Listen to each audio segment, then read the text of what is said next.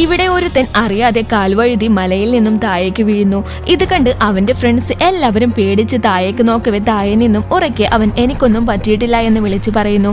ഇത് കേട്ടതും മറ്റൊന്നും ചിന്തിക്കാതെ അവർ ഓരോരുത്തരായി താഴേക്ക് ചാടാൻ തുടങ്ങുന്നു. എന്നാൽ അവർ വീണതെല്ലാം താഴെയുള്ള ഒരു വലിയ ലേക്കിലേക്കാണ്. അങ്ങനെ അവർ അതിൽ കളിച്ചുകൊണ്ടിരിക്കുമ്പോഴാണ് ഒരു കാര്യം മനസ്സിലാക്കുന്നത്. വെള്ളത്തിനടിയിൽ നിന്നും എന്താ ഒരു പ്രത്യേകതരം ലൈറ്റ് അടിക്കാൻ തുടങ്ങി. ഇത് എന്താ സംഭവം എന്നറിയാൻ അവർ ഓരോരുത്തരായി ചെക്ക് ചെയ്യാൻ തുടങ്ങുന്നു. അങ്ങനെ ആ വെള്ളത്തിൽ ഒരു മതില് പോലെ എന്താ ഒന്ന് കാണുന്നു. അവൻ അതിനുള്ളിലേക്ക് ധൈര്യത്തോടെ കൈയിട്ട് നോക്കിയതും നോക്കുമ്പോൾ ആ ഭാഗം വെള്ളമില്ലാതെ ഒരു ഡ്രൈ ആയ സ്ഥലം പോലെയാണ്. ഇത് കണ്ട് അവരെല്ലാവരും അത്ഭുതപ്പെട്ടു. അങ്ങനെ എന്താണെന്നറിയാം അവരെല്ലാവരും അങ്ങോട്ട് പോയി നോക്കുമ്പോൾ അതൊരു വലിയ ഏലിയൻ ഷിപ്പാണ്.